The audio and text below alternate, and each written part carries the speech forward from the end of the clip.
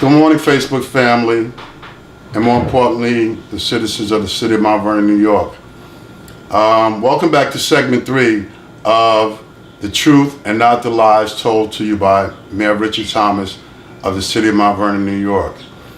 I must start off by saying that in segment 2, I made reference to Councilman Wallace, when in actuality I did mean at that time frame City Councilman Richard Thomas, in regards to a meeting that was held between then Councilman Thomas and myself on October 16th of 2015.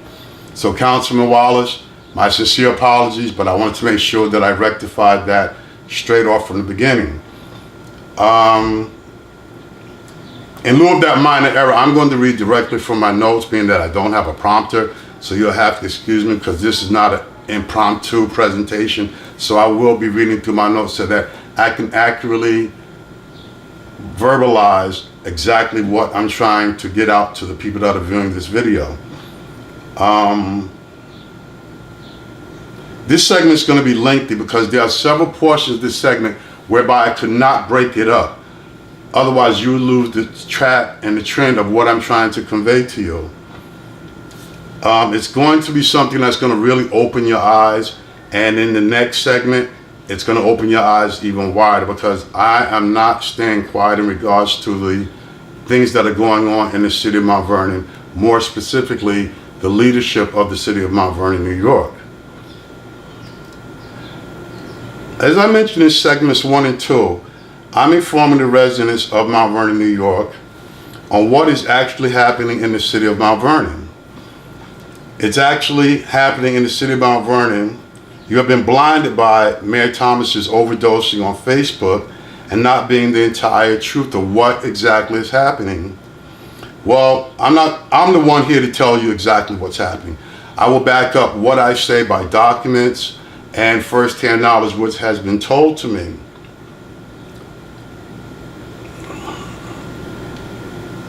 I left off from segment 2 stating that the meeting I had with Mayor Thomas, Lawrence Bakari, who is the city's corporation counsel, Terry O'Neill, who is the city's contract attorney,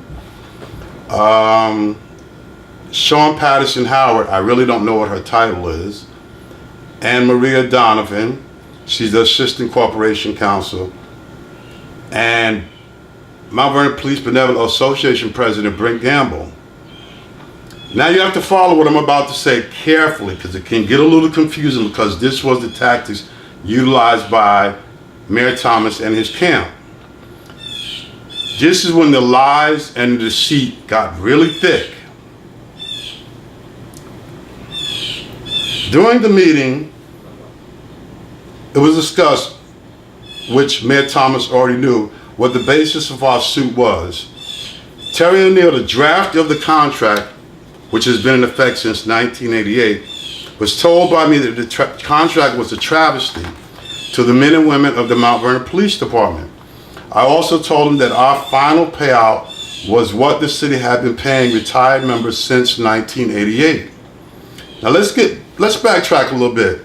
In 2013, I did an investigation into how many officers of the Mount Vernon Police Department had retired correctly under the terms of the contract. My investigation revealed not one officer retired under the terms of the contract, whereby it would be financially beneficial to that retiring officer. Now, since 1988, you have the retirees of 2015 who retired under the terms of the contract. The only ones that ever fully retired according to the terms of the contract, and yet the city paid us, as their phrase is, as has been done in the past. That's a major error. During the meeting, I asked if the city had received the notices of our suit from the Supreme Court in Westchester County, New York. Mayor Thomas directed the question to Lawrence Bakari. Mr. Bakari stated the city had not received the documents. I then asked Mr. Bakari, how is it that Cheryl Poomer, who is an employee of the city and works in the law department, signed off on the affirmation of service on March 13th? Interesting. Now the lies are beginning now. Mr. Bakari then responded to his office and called Mayor Thomas and told him the paperwork was in possession of the city and it was misfiled. Well, paperwork of such magnitude, how could it possibly be misfiled? Okay, that's how they conduct their office, so be it. At the conclusion of the 3-segment meeting, Mayor Richard Thomas and I shook hands, and he agreed that the matter would be resolved with the retirees within a 4-week time period.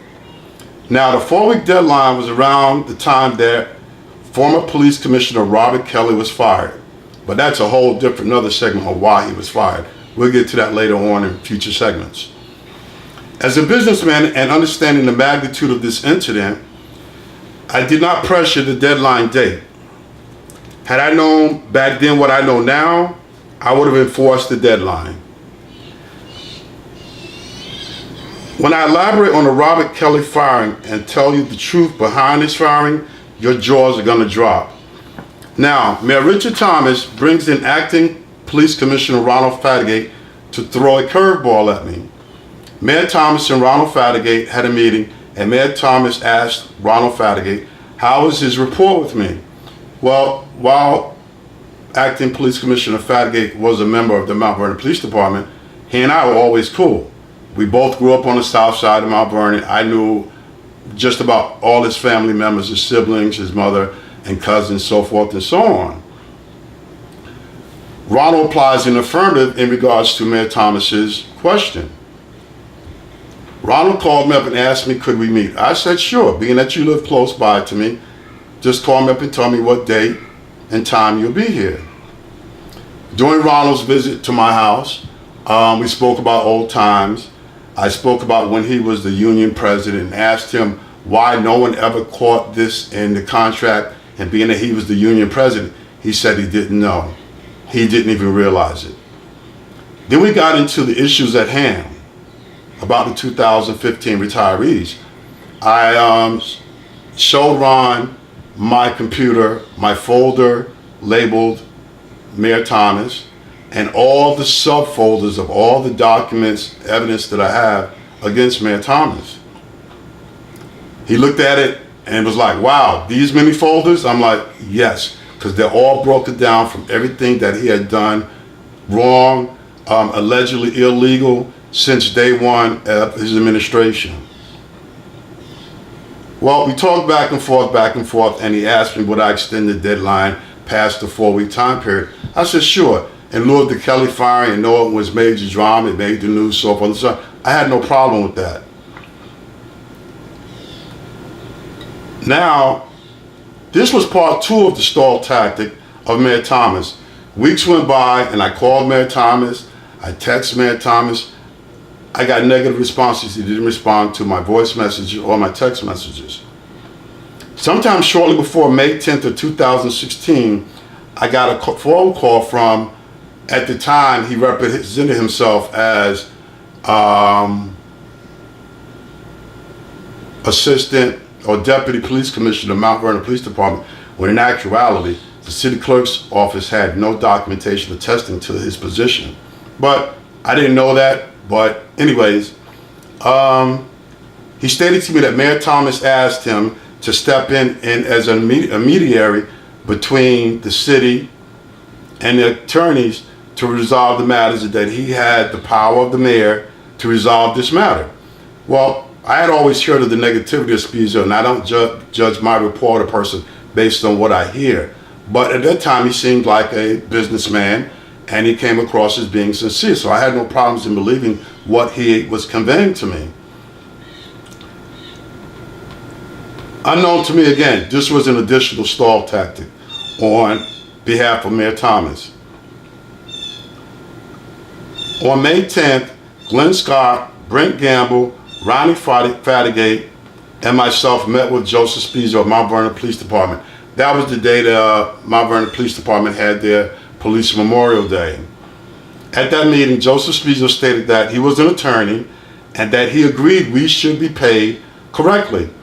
During the meeting, I stated to Joe Spezio that the retirees were willing to take quarterly installments over the course of 2016 with interest included, and that the city at that time frame was already 2 months in arrears.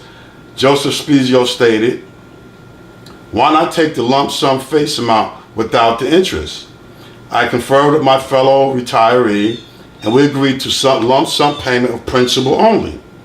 At this point, I thought our case was going to be resolved, and not a stall tactic. Not another stall tactic deployed by Mayor Thomas. Now, let me get to the next step of this stall tactic.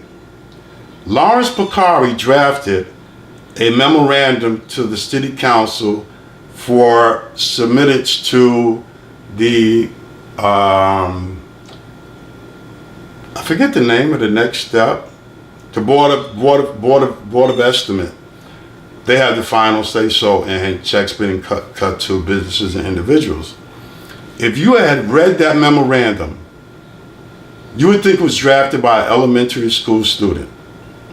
It was totally defective in nature. It had no grounds for our payment, no history of the lawsuit, etc., etc. And when I read it, I knew the city council would not vote on it. Because if I was a city council member and I had a defective document in front of me that required my vote, I wouldn't have voted on it. Again, another stall tactic by Mayor Thomas. A few weeks later, Terry O'Neill, now Terry O'Neill is the city's contract attorney, and Joe Spezio met with us. During the meeting, he thought that the retirees in attendance, who were Paul Rowland, Daniel Godshaw, Glenn Scott, and myself, were dummies. He gave us a memorandum that he stated he forwarded to the city council. Well, after conferring with city council Marcus Griffith, they never received that memorandum. Now look at the copies of the headings of the two memorandums that are below this video. You see that there are two different dates? The memorandum that Terry O'Neill gave us was dated March 17th. The memorandum he gave our attorney, our past attorney, mind you, that's a whole different story. That will come up in the next segment, was dated April 29th of 2016. There was a discrepancy there, and what is the reason for the discrepancy? Also in the memorandum that Terry O'Neill gave us, you will see that he threatened the retired members and the active members of the Mount Vernon Police Department. Terry O'Neill stated that the meeting that he would countersue us for the money that was paid to us for vacation. He would go back as far as 5 years to former retirees. He would also invoke this General Municipal Law section, Article 5, Section 92, Sub 1, I believe it's entitled, and active members going back 5 years. Now you may sit there and say to yourself, how the hell can you do this? What judge will entertain a suit worded as such? No judge in his right mind would agree to that. But that's the threat that he gave to us, and the threat that our former attorneys, emphasize former attorneys, were scared of. What he was trying to do is split the active members and the retired members. That document that he gave us is possibly in violation of the Taylor Law, and our attorneys are looking into that. Did Mayor Thomas really think by sicking Terry O'Neill on us, which at this point I consider a poodle in regards to this matter, against me and my fellow retirees, and me having a pit bull character, did he really think that shit was gonna work? No, it wasn't. Because that just made me even more determined to follow this suit through, even if I had to come out my pocket personally to pay for the attorney fees. Stay tuned for more revealing moments as I elaborate on why this process took so long since March. There are a lot of other factors involving this lengthy process which didn't have to go that way. It involves the law firm of Cullen and Isaacs, which screwed us royally as far as time-wise, but as far as the suit, it didn't screw us. We have attorneys now that have fought against Terry and Lou and the city of Mount Vernon and have won every time. So in the next segment, I will get into about the wrongdoings of Colin and Isaac's law firm and the additional stall tactics implemented by Mayor Richard Thomas. Feel free to share my video. The word has to get out there. The taxpayers have to know. Right now, this suit without interest is around $500,000. With the retirees of the Mount Vernon Police Department, which is approximately 28 officers, if this matter is resolved before they retire, and they retire under the terms of the present contract, the city will be looking at a bill, a minimum of $5 million. I'm trying to reach out to all the citizens. You must put the heat on Mayor Thomas to resolve this matter in an expeditious manner. Because once all the evidence is presented from the judge, I feel 100% confident that we will win this case. And with that in mind, $500,000, $5 million, which will bankrupt Mount Vernon. Now, Mount Vernon thinks that the insurance company will cover this issue. Well, if our case is here first, which it will be, and the judge rules in our favor, we're awarded the $500,000.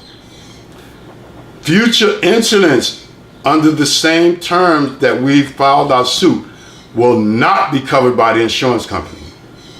So until segment 4, feel free to share this video, get the word out, and I will give you some more revealing segments of what has been going on in the city of Mount Vernon, even outside of our current suit against the city. I'm going to bring up every single thing that has been questionable, possibly illegal, dating back to when Mayor Thomas was City Councilman Thomas, and I will back it up with facts, voice recordings, so forth and so on.